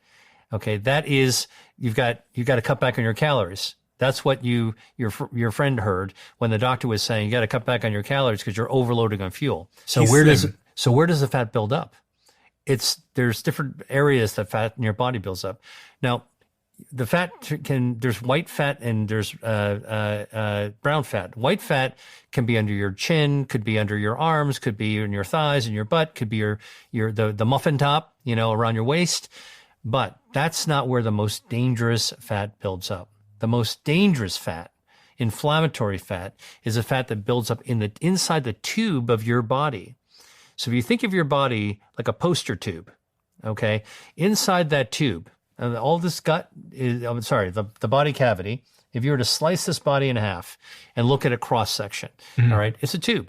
You can fill any of these interstitial areas between organs, you can pack with fat. So think about, you're going to FedEx something to somebody, overnight mail, a vase or a glass or bottle of wine or whatever, you're going to pack it full of peanuts and you're going to put it into a package. Well, look, you can get a big box and put a lot more peanuts on, or you can take a skinny box that will just fit it and you'll put it in. So it doesn't really matter the size of your tube. You could be a skinny person and you could pack it with a lot of peanuts, in this case, visceral fat. And that's what you're talking about in a skinny person with too much visceral fat, too many peanuts packed in there. And that is a result of overconsumption of calories, that fat, that energy, the fuel tanks building up within a skinny body. Yeah. And that's what we call skinny fat. I am still mildly in shock about it because I saw his results, I panicked. So the next day I also went to the same clinic as him. I had my DEXA scan done and it came back and said that I had, quote, 0 visceral fat. So my results from Dr. Peter Attia said I had 0 visceral fat, which he said was rare. But I had subcutaneous fat, which is the fat on the outside, more than Jack did. So Jack had visceral fat, which is the fat inside us. And he has almost no subcutaneous fat. And I'm kind of the inverse of that. And I don't understand I was trying to figure out, why is my body, when I eat something, putting the fat subcutaneously on the outside, whereas Jack's body is putting the fat on the inside, which is the dangerous fat? Here is an interesting thing. Let's look at the opposite of building up subcutaneous fat. Which is the external fat, not the dangerous The external fat, yeah. So there's two kinds of body fat, white fat and brown fat. They're all good. They're all beneficial. White fat can be subcutaneous. Subcutaneous means under the skin, under your jaw, under the skin of your jaw, under your arms, on your thighs. That's subcutaneous. White fat can also be visceral fat. That's deep inside the tube of your body. And then brown fat is not wiggly jiggly like white fat. Brown fat is wafer thin, and it's plastered around our neck. It's behind our breastbone, a little bit between our shoulder blades, a little bit in our belly. And brown fat actually is metabolically active, and it fires up a process called thermogenesis to burn down harmful visceral extra body fat. So you can use good fat to burn down bad fat, which is the amazing thing. Again, fat is not universally bad. It's actually quite good. And so one of the things that I think is really important to know is that when you've got too much visceral fat, you've got too much inflammation, but you can actually use your brown fat to try to control that, to try to burn it down. Brown fat, by the way, is activated by foods and activated by cold temperatures. So when you talk about your cold plunge, brown fat can actually light up. So you just handed me a card. I'll describe this, in which there's two pictures of a figure. And one of the picture on the left is room temperature, and it's not cold. It's regular room temperature. And this is the same individual, by the way. And you can't see anything lighting up because the brown fat is just adjusted to normal room temperature. Now, on the right-hand side is when you actually lower the temperature. In an ice bath or something? No. This is actually just lowering the room temperature really cold. Like a laboratory condition, lowering the room temperature. And boom, you see all this brown fat lighting up. Remember I told you it's plastered around the neck, behind the breastbone, a little bit in your belly. And this is Mother Nature's adaptation in evolution to help animals survive cold temperatures. So before we had thermostats and room heaters, think about by the way, brown fat was discovered in hibernating animals. There was a zoologist who was plucked out a kind of a muskrat-looking animal from hibernation and dissected it and found that there was this brown lump that was between its shoulder blades, and nobody knew what it was. The more researchers and biologists and zoologists looked at animals that were hibernating, they found this very consistently. In fact, they called that brown mass first a hibernoma. Hibernating, oma, a mass, we don't know what it does. Okay.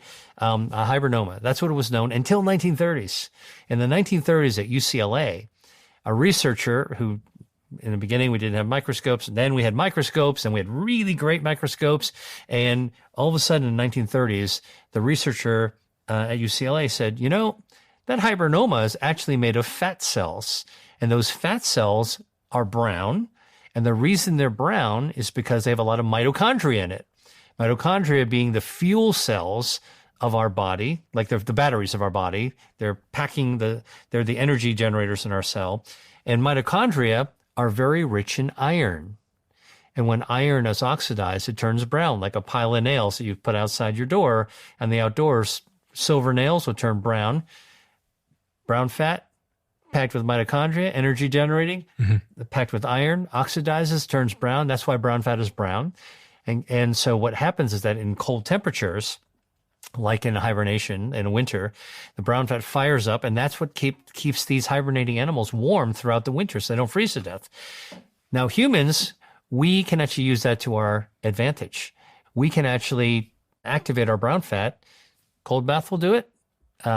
Sleeping in cooler rooms will actually start to activate it as well. When those mitochondria fire up, they're burning energy. You know where they draw that energy from? From your white fat, from your visceral fat first. So you want brown fat, good fat, to burn down bad fat, visceral fat, white fat. You want to sleep in a cool room, or you want to go into a cold bath. And there are lots of foods that you can eat foods to activate your brown fat to burn down harmful fat. And then the last thing is cortisol, the job that we have. I know that it doesn't sound like a hard job to be a podcaster, but in Jack's role, he's basically working 7 days a week sometimes. He's working early hours of the morning. He's traveling around the world with me to come to these studios. I observe it. It's a stressful job. So I was wondering if all of these factors play a role in how our body chooses where to store things. And really, like, the role of cortisol in determining fat storage is so interesting to me. Like the role of stress in determining where our fat is stored. Yeah, well, cortisol is a stress hormone. It actually snaps us into action. It actually is also healing. Cortisol has got multiple job descriptions. It's kind of like a Swiss Army knife of hormones. In small bursts, cortisol, incredible. And it makes you feel good as well. It's a kind of basically it's a type of body steroid. So cortisol is a very, very useful hormone for all kinds of reasons. But long-term stress will lead to excessive, prolonged, unabated cortisol secretion. And when your cortisol levels are up, and relentlessly, that then actually changes your metabolism. It definitely alters the ability for your fat to actually conduct its metabolism. I mean, fat releases itself about 15 different hormones. So when you mess up the hormonal structure, the endocrine structure of your own body fat with something like excessive cortisol, you'll actually begin to derail your own metabolism. So it's not the short-term cortisol, it's a long-term cortisol that's actually the most damaging. Why is visceral fat dangerous? Because people refer to it as being linked to a lot of chronic disease and cancers and stuff like that. But what evidence do we have that it's dangerous, and why is it dangerous? Yeah, because the tube of your body with all the organs packed into it, just like we're seeing here. Look at all these organs packed in. You got your liver, you got your stomach, you got your colon and your small intestines. That's packed into the tube. All right. It's kind of like packing for vacation. You know, some people are really, really skilled at packing. They can actually fold their socks and their underwear and their pants. And it's like, oh my, you're a genius. You're a packing genius, right? Now, visceral fat grows between those folded shirts and pants, and it fills a lot of space in there. When you have too much of it, not only does it fill up the suitcase of your body, the tube of your body, but it starts to push on organs, which is not healthy because it's all packing inside between the spaces, the potential spaces in there. And then when it grows beyond its own blood supply, the visceral fat starts to starve. It becomes hypoxic, meaning it's not getting enough oxygen, bigger than the amount of blood vessels that are growing in there. And now you've got the center of the fat starved of oxygen. The inflammatory cells start moving in, and now you've got this fat that's outgrown its own blood supply that's now becoming very inflammatory. And because it's packed all throughout the tube of your body into the suitcase of your body, it's leaking out that inflammation everywhere. So think about it. Like if you have a neatly packed suitcase and you're like, I'm going to put some lotion and cream, canisters of lotion and cream. I'm going to pack it everywhere in between the spaces. Okay, look, Stephen, pack a few, but let's stop right there. And no, I'm going to pack like 20 or 30 of them. And you keep on stuffing it. Even though the suitcase, it's a hard suitcase and you can put a lot in there. Now you're starting to press on the clothing. You're going to scrunch up your pants. And here in the body, you're scrunching up your organs. Now, why don't we make one of those tubes of cream? Let's break one of them open. Now it's leaking. All right. And that's what's happening when your fat is so inflamed, it starts to leak inflammation. Now imagine that cream starts to leak out into the interstices of your suitcase. Now you've got a suitcase, looks skinny on the outside, looks like a suitcase. It could be a carry-on, but now all the organs, all the clothes you packed so neatly are squeezed and scrunched off, and now the lotion is leaking everywhere. That is the analogy of excess body fat in a small container, spreading out, compressing the organs and leaking out, and that's why it's dangerous. Oh gosh, and there's a link there to cancer. Yeah, so studies have actually shown that, and this was a study done by Cornell in New York, looking at Swedish women who were normal body size or skinny. So you've heard of skinny fat. This is what they were studying. And they looked at these women to see, they did DEXA scans, as you described, to see how much body fat they had. And then they followed them over 13 years.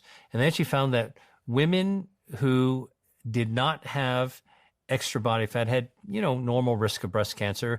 But women who had skinny fat, remember, all the women in the study, and so 3,000 women, actually were normal body size. They weren't supermodels, but they were just normal sized women. Some of them were slimmer than others, but none of them were obese. None of them were overweight, just normal size. But they knew at the baseline what the DEXA scan showed. And what they found is that women who had excess body fat over the period of 13 years had a threefold increase in the risk of developing breast cancer. And it's linked to higher inflammatory markers in their bloodstream, which makes total sense. The leaking body cream, the leaking inflammation, in a skinny tube, all right, or normal size tube, normal suitcase. Look, the suitcase can't expand bigger. It's got a finite size, but it's leaking out. And this is because cancer thrives in an inflammatory environment. If you have inflammation without even a microscopic cancer, like we talked about, but a small tumor, putting inflammation in the environment of a cancer is like pouring gasoline on the embers of a fire. You You ever go camping? You have a campfire, it's almost out at the very end. Now, if you pour some gasoline in it, boom, whoosh, you're going to have to create a bonfire all over again. That's how dangerous inflammation is. So that's why excess visceral fat, inflammatory fat, is so dangerous and linked to cancer. And by the way, not just breast cancer. It turns out that excess visceral fat has been linked to 14 other cancers, increased risk of 14 other cancers, everything from colon, ovarian, lung, breast, prostate. It's a growing list of cancers that seem to be you would be at a higher risk if you had high levels of visceral fat. And it makes total sense given the inflammation. Don't you hate it when you have a good idea and then you forget? For the last 2 years, I've been writing my brand new book. And my book writing process is a little bit atypical in the sense that I have all of these great conversations on the Diary of a CEO. And I might stumble across a great idea while my guest is speaking to me in the middle of a conversation. Or I could be walking the dog. I could be out and about with my friends. I could be anywhere when I have an idea for my upcoming book. This is why Notion, who are a show sponsor of mine now, has been an incredible platform for me. I've designed my Notion so that I can pull out my phone super quickly and store the idea in the section about my new book. And I can collate pictures, images, voice notes, any type of media on the go, which means I'm able to capture that point of inspiration in a flexible way, and I'm no longer losing good ideas. I imagine many of the creatives and entrepreneurs listening to my podcast already use Notion. But if you want to try out Notion and you've never used it yourself, head over to notion.com/DOAC. That's notion.com/DOAC. There was a shocking study that I read about this a while ago in JAMA, and it examined the impact of illness anxiety disorder, which they call IAD, formerly known as hypochondriitis, and the impact that being avoidant of health and illness has on your mortality rates. And the research analysed data from approximately 45,000 individuals over a 24-year period, comparing 4,000 patients who had this anxiety around their health and were avoidant. And the findings showed that those with IAD that were anxious about health and getting checkups and those kinds of things had an 84% higher risk of death during the study period, dying on average 5 years earlier than those without the disorder. And again, causation's hard to establish there because it could mean that being an anxious person means your cortisol's up anyway. Being an anxious person means you make worse dietary choices. But I've always remembered that and thought about how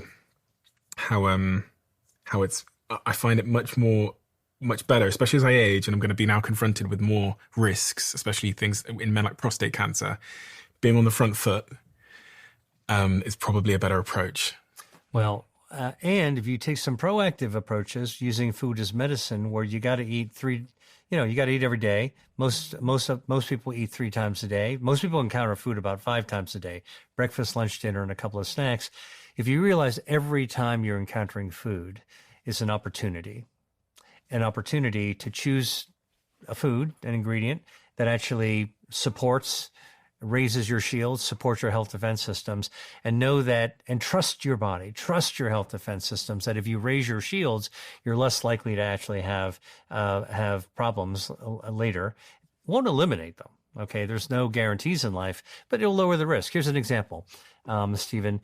Research studies have shown that tomatoes are good for overall health.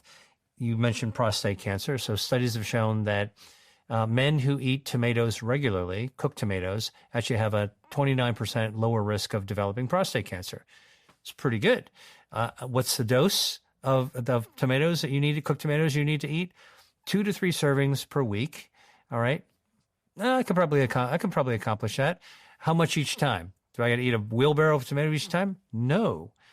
The typical serving that this study supports is just half a cup of cooked tomatoes is per serving. How do they know this stuff? Because obviously, how do they isolate that in a test? So these are from large-scale population studies. In this case, it's a epidemiological study called the Health Professionals Follow-Up Study, where they developed hypotheses and they looked at outcomes over the course of 25 years, and they looked for statistical correlations. So they found that tomatoes lower the risk of prostate cancer based on people reporting their tomato eating. Then they actually went back and looked at the report within the data collected. How much do they eat on average every week? So that then you can actually back calculate the dose. All right. Now, I told you earlier about the way that I do research, foods and medicine research. Let's take it further. let's figure out what's in a tomato. Well, tomatoes have lots of, it's got sugar, it's got some salt, it's got carotenoids, which are bioactives, one of which is lycopene. Well, okay, what does lycopene do? Guess what lycopene does? Lycopene in the lab will cut off the blood supply to tumors. Anti-angiogenesis, shores up your health defense systems, prevents cancer from getting a blood supply. And in fact, in correlative studies, they've actually taken the prostate cancer biopsies of men who did not avoid prostate cancer. So they were tomato eaters who went on to develop prostate cancer anyway. Nothing takes your risk to zero. And they looked at them, and what they found is that those men who ate more tomatoes had fewer blood vessels in their prostate cancer, and the prostate cancer was also less aggressive. So people who ate 4 times and 5 times and 6 times had fewer and less aggressive blood vessels growing into their prostate cancer. So that's an example where, if I told you, consider having some cooked tomatoes a few times a week, and you don't need a lot. Even half a cup is enough. Oh, why cook tomatoes? Well, because it turns out lycopene is a natural chemical that in its native form, pick a tomato off the vine and eat it that like an apple. It's absorbed in your body, but not avidly, not as much as possible. What is that? That is coffee. Okay. And we've been talking a little bit about brown fat. Yeah. Is there a link between fat and coffee? Because I heard someone the other day saying that if you want to lose weight, drink coffee. And I wasn't sure if that was... Well, so coffee is a beverage made with coffee beans. Coffee beans are plant-based foods. Coffee beans contain many polyphenols, including chlorogenic acid. Chlorogenic acid is anti-inflammatory. Chlorogenic acid also turns on your brown fat. So it triggers your brown fat, and it causes your brown fat, the mitochondria, to fire up, undergo thermogenesis to burn down harmful white fat or visceral fat. So a cup of coffee a day, or actually the dose is actually about 3 to 4 cups of coffee a day, will definitely cause your brown fat, good fat, to burn down your bad fat, your harmful fat, your visceral fat. What about fasting? People often talk about fasting as an intervention, as a form of medicine for the body. And I wondered if you had a take on that. Yeah. Listen, fasting is beneficial. Fasting's good, and fasting's very old. It's not just a recent trend.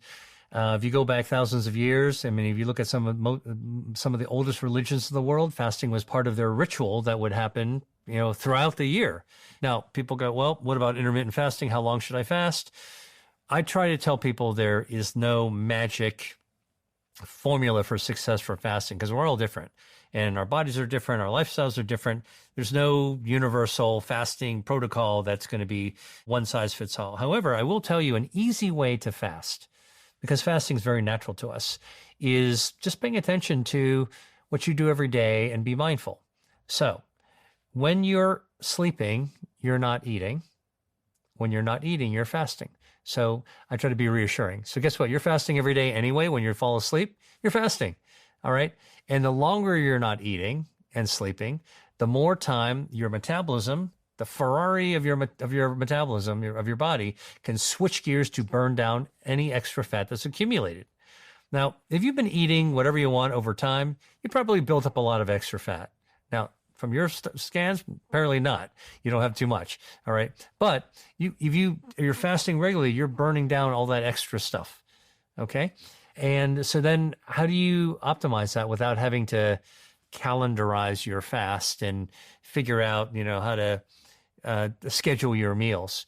I try to make things as scientific, but as practical as possible. And so I tell people, you want to really get involved in intermittent fasting. Easiest way is take advantage of what you're doing already. And that is, if you're sleeping, try to sleep 8 hours a day. So how do you sleep 8 hours a day? I don't know. I said, if you go to bed at 11 o'clock, get up at 7 o'clock, you get 8 hours of sleep.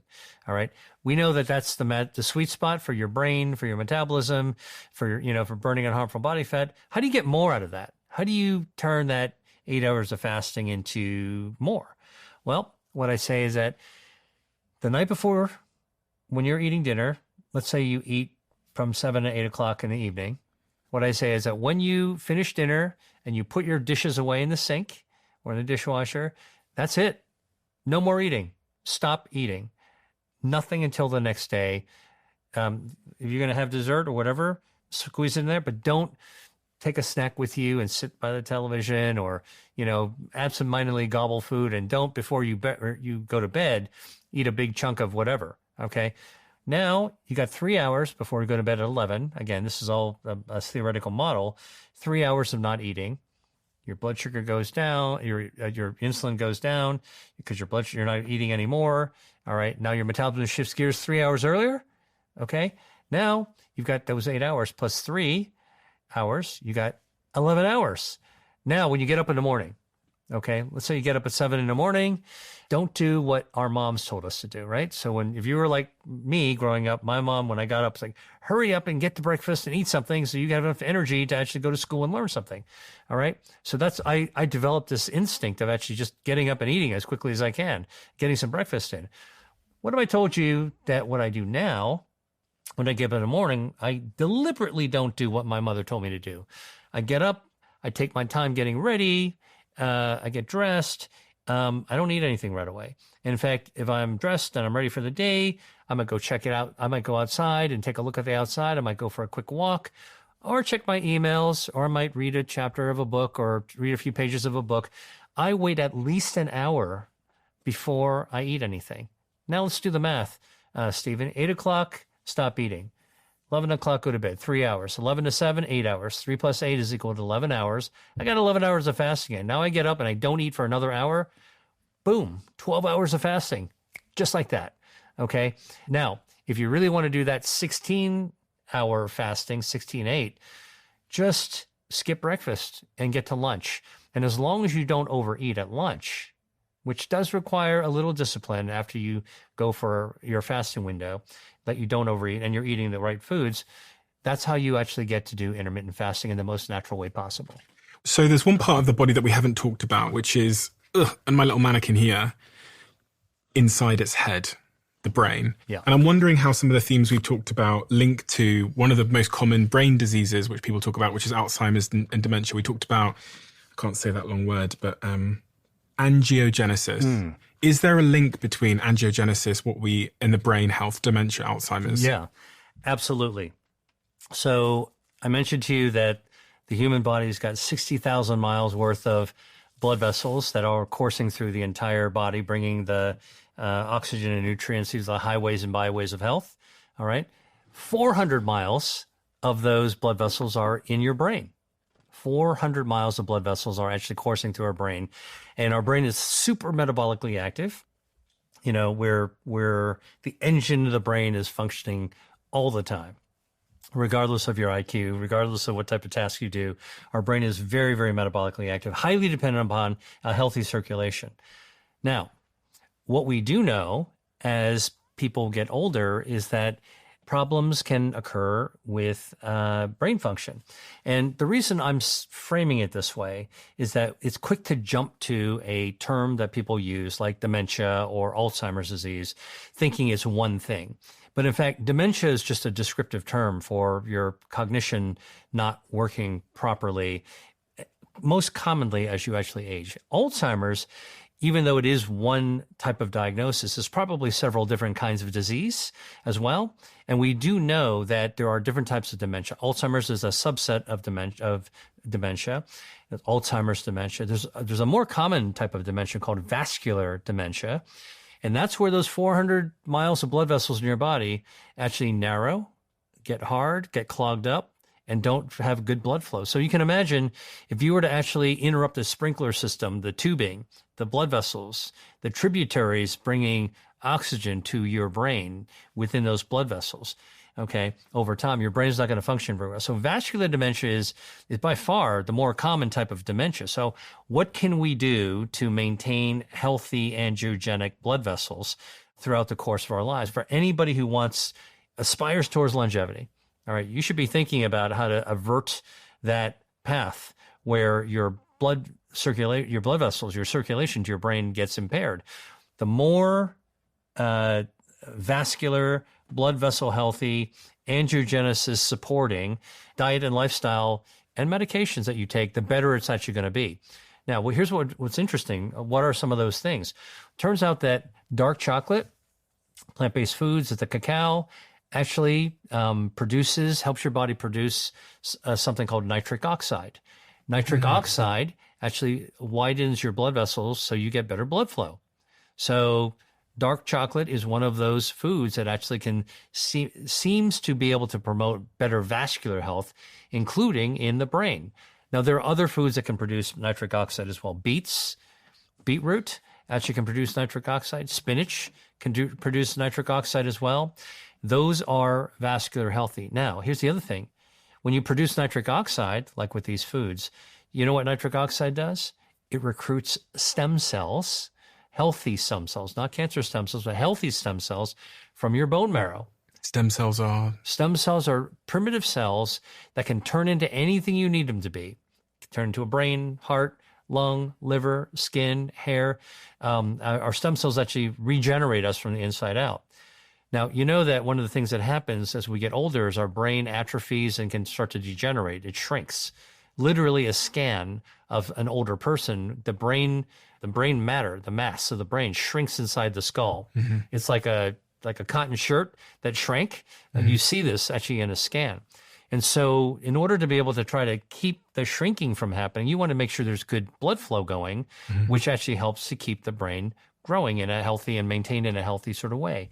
So stem cells that are recruited by nitric oxide actually can help to also regenerate the blood vessels and keep the blood vessels healthy, feeding the brain. That's the connection between Alzheimer's and dementia and angiogenesis. Now, for Alzheimer's, I worked with a colleague, Dr. Anthony Vagnucci, some years ago, and we published what was then an editorial in The Lancet, very prestigious British medical publication. And we were connecting the dots between angiogenesis and Alzheimer's disease. And here's how it works. Most people assume that if you've got Alzheimer's disease or someone has Alzheimer's disease, they don't have very good blood flow. They're not going to have a lot of angiogenesis. They got problems, right, of their circulation, of course. And in fact, if you look at the blood flow studies, scans, brain scans looking for blood flow in Alzheimer's brains, indeed, you see poorer blood flow in people who have actually Alzheimer's disease. But it turns out the brains of people with Alzheimer's disease have more blood vessels that aren't working well. So they're abnormal angiogenic blood vessels are not working well. So you don't get good blood flow. So the scans don't show them. They're just not creating blood flow. Guess what those blood vessels are doing, those abnormal blood vessels? They have been discovered to secrete a neurotoxin that kills your brain cells. So abnormal angiogenesis in Alzheimer's disease grows blood vessels that don't create blood flow, but they secrete a toxin that kills brain cells. And they also secrete the precursor to build up the plaque. So we published this as a hypothesis in an editorial in The Lancet, and now there's a whole field looking at angiogenesis and Alzheimer's disease. It's crazy how this all stems back to this idea that food is medicine. Yeah. I mean, listen, before we had medicine as medicine, before we had pharmaceuticals in the 1930s, that's all we had. That's all humans had, our diet and lifestyle for medicines, and so I think that's really, I think what's happened is that during the Industrial Revolution that occurred with pharmaceuticals, we put aside a tool in the toolbox that we've always had. In fact, that's the only thing we had before. And we focused myopically just on what pharmaceuticals can do. Now, I'm telling you, as somebody who's developed biopharmaceuticals and who is still very much involved in that, new medicines can be life-saving. Old medicines can be life-saving. And so you never want to throw out the baby with the bathwater. What we have forgotten about is that tool in the toolbox that's been with humanity forever, which is what we do with our food. And what I'm saying is that what we can do now with the work that I'm doing in food as medicine is we can take the modern science, that deep probe, that extraordinary level of sophistication that we use for drug development, and we can use it, apply it to understand why our foods help us, which foods help us, and what types of outcomes we're actually looking for. And so food as medicine, bringing it back into the fold, is just replacing a tool in the toolbox. But now we are actually fortifying it with the knowledge, provided by science of what we should choose and when and why. Supplementation. Are you a fan of supplementation? Because I take a couple of supplements every morning, things like creatine and omega-3 and vitamin D.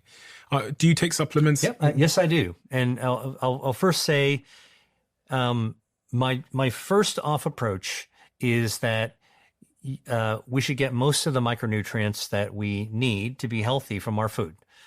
Use your food to our advantage, because single foods will have hundreds of different polyphenols and fiber and all kinds of other beneficial things. So, and vitamins and minerals. So our food is a much more efficient way to get all of our micronutrients. However, supplements can be helpful in the literal translation of the word supplement, which means topping off. So if you can't get everything that you need from your food, then feel free to top it off. And that's what I actually do as well. But vitamin D, I do it as well. Omega-3 fatty acids, another good top off to actually use for a supplement. And by the way, there are some probiotics that I feel that it's prudent to actually have in my body. So I'm not giving a general recommendation. I'm just telling you what I do, right? That's what we're talking about. Everything, it'd be personal. It's personal to them. But we talked earlier about the Akkermansia, right? So I do eat the foods that support Akkermansia, the pomegranate, et cetera, and the chili peppers. But I'm going to take the supplement because I've seen the data that shows how important it can be. Oh, and Akkermansia improves your metabolism, lowers the risk of metabolic syndrome. There might even be some clues that Akkermansia might also lower the risk of dementia development later on as well. So, hey, this is a pretty safe natural bacteria. I'll take that probiotic. And another probiotic I take is called Lactobacillus reuteri, L. reuteri. What does this do? Lowers inflammation, builds immunity. It actually this is the bacteria that text messages the brain. We talked about the brain, and it causes our brain to release social hormones like oxytocin. Mm-hmm. That's a social hormone that makes us feel good. So, why wouldn't I actually take that? And, one last thing, Lactobacillus reuteri has been, the kind I take is chewable. Why wouldn't you just take a capsule? Well, it turns out that the same bacteria, Lactobacillus reuteri, it's good for the gut, but if you chew it up, this is the bacteria that kills the bacteria that causes cavities and gum disease. Mm. I haven't had a cavity in well over a decade, And so again, this is one of these types of practical things that just knowing the science and knowing what I do and where I don't eat enough. It's hard to get enough vitamin D, hard enough to get omega-3s. I will actually top off on those. I'm wondering, I've got these two great books in front of me, Eat to Beat Disease, which is a New York Times bestseller, and Eat to Beat Your Diet, which is really about burning fat, healing your metabolism and living longer.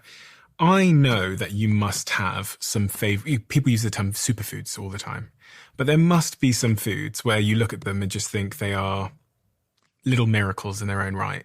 So I wanted a little challenge for you is if you had to pick 5 of your favorite foods based on the research that you've done, the science you've seen, what would those top 5 be? I would bring coffee. Okay. Because of all the polyphenols in coffee. I'd bring tea. Okay. I tend to drink coffee in the morning and I have tea at night. And I'm not caffeine sensitive, so I can have the tea at night. If you allow me, I'll actually lump those into my beverages. Okay. Under one category. I'll bring tree nuts. Tree nuts? Tree nuts. Walnuts, almonds, macadamias, pistachios. I love nuts, tree nuts. And, not the prepackaged kind, but I like to, kind of like toast them up myself and flavor them myself. I would bring that because of the dietary fiber, the healthy it's a good source of protein, some healthy fats in it as well, and can kill some cancer stem cells while we're at it. Okay. So tree nuts are actually good. I would bring tomatoes because I love tomatoes. Okay. It's a great source for hydration, good source of lycopene, which we talked about, good for metabolism. I would take berries. Berries, blueberries, strawberries, raspberries are among my favorites.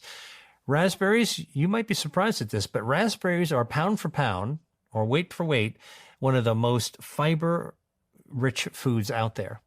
They're light, they're hollow, packed with fiber, and they've got polyphenols that are useful for lowering inflammation as well. Berries are actually really good. And then, because I follow what I call the Mediterranean style of eating, I love to have those vegetables that are actually used in both the Mediterranean and Asia, Mediterranean style cooking, the bok choy, the kale, chicory, escarole, all of those types of leafy greens. So those would be the 5 I would actually take with me. And what is the most important thing that we didn't talk about that we should have talked about? I think that one of the most important things that I want people to walk away with is that there's more than 200 foods that I've studied and I've written about in my books, Eat to Beat Disease and Eat to Beat Your Diet, that, I've done all the heavy lifting to help you figure out what foods are healthy that you could consider adding to your diet. But if you notice, I didn't actually give you a formula or a set menu on what to do for health, because the most important thing I want people to walk away with is that my humanistic approach to this is you should love your food to love your health.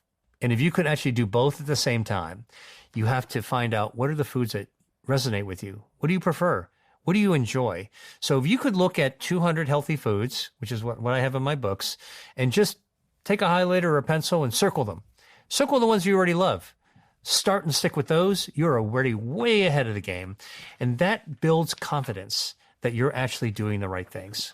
And that's what I love about this book in particular, Eat to Beat Disease, is that it also comes with lots of great recipes inside the book. And I think that's super helpful because there's a lot of information here, but this makes it actionable. It's a really iconic book. It's sold so incredibly well because also it's so unbelievably accessible to people who aren't scientists and that are trying to find some things that they can add to their plate. And I think that's essential to the approach that you take as well. You're not someone that's telling us we can't eat nice things and enjoy our life. You're talking about the things that we should be adding to our plate to make our lives more healthy and increase our longevity, which I'm very excited about actually, because you're writing a book about longevity, I hear. And I'm very much awaiting that book. When do you think that'll be due and ready? I don't know. I'm working on a manuscript, so I'm not ready to give a release date yet, but you'll be the first to know. Okay, good. We have a closing tradition on this podcast where the last guest leaves a question for the next, not knowing who they're leaving it for. And the question that's been left for you is, how would you be able to tell that your time here on Earth has been successful, that you've achieved what you set out to achieve? Wow. I think I would have two answers for that represent different sides of the coin. For me, I think if I'm able to have made my immediate community, my family, better, that would be a meaningful life having been lived. And if you look at the whole rest of my career and existence and how I spend my time, I want the work that I've done to resonate with others in a way that can improve their lives. What I do, I kind of say I'm taking one for the team, the team being the rest of the world. And if I can contribute even a small piece that makes other people's lives better, then I feel like, I've done my job. Well, that's what you're most certainly doing, my friend, because when I was looking through what you've accomplished in your life, whether it's all of the FDA-approved treatments for over 70 diseases, including cancers, diabetes, chronic wounds, and blindness that you've helped to develop, more than I could possibly count, or whether it's the work that you're doing through your foundation, which I think people should check out, which is a non-profit organization which helps develop treatments for chronic diseases that are based on angiogenesis. You've most certainly done that, and you continue to do that. But even maybe more importantly of all, because there's so many billions of people out there that are starved of the information that you have and that you find in your research laboratory, is you've come out into the world, into the public forum, and you're helping to articulate and demystify these incredibly confusing things that people like me who didn't go and get a PhD or didn't go to Harvard don't understand. And you're masterful at it. You really are masterful. Your ability to break down, I sit here week in, week out, speaking to very, very smart people. And not all of them have the very important skill of being able to turn something very complicated into something understandable. And that is a skill you have. It's a real, real gift. And especially your use of like metaphors and analogies, which really cement these ideas in our brain in a way that we can all understand. That for me is a really, really important gift. So long may you continue your work of public communication as well, because for people like me, it can cause a penny drop moment that then leads us to change our lives for the better. So thank you. Thank you for inviting me. But, I would say that, we also live in a time, again, this is about going into the future. I'm always about moving into the future. Well, we have the platforms. We have, I developed a YouTube channel because I realized it was a place for me to drink from the fire hydrant, distill it, and figure out how I can deliver it in swift fashion, which would have been impossible 10 years ago. So, for example, we talked about how, when my uncles had cancer and passed away and I felt helpless, then my mother had it some years later and we had progress. We had the ability to be able to do something different. Similarly, for me, I look at my books, I look at my social channels, my YouTube platform as ways of being able to actually solve a problem that I felt like needed to be solved, but I wasn't really sure how to do it until now. Dr. William Li, I highly recommend everybody goes and checks out your YouTube channel because it is fantastic. And that's a great place to get more of this information. But also I'm going to link the YouTube channel and all of these books below for anybody that wants to continue their journey of learning. Thank you. Thank you. I really appreciate you being so generous with your time and wisdom. I find it incredibly fascinating that when we look at the back end of Spotify and Apple and our audio channels, the majority of people that watch this podcast haven't yet hit the follow button or the subscribe button, wherever you're listening to this. I would like to make a deal with you. If you could do me a huge favor and hit that subscribe button, I will work tirelessly from now until forever to make the show better and better and better and better. I can't tell you how much it helps when you hit that subscribe button. The show gets bigger, which means we can expand the production, bring in all the guests you want to see, and continue to doing this thing we love. If you could do me that small favor and hit the follow button wherever you're listening to this, that would mean the world to me. That is the only favor I will ever ask you. Thank you so much for your time.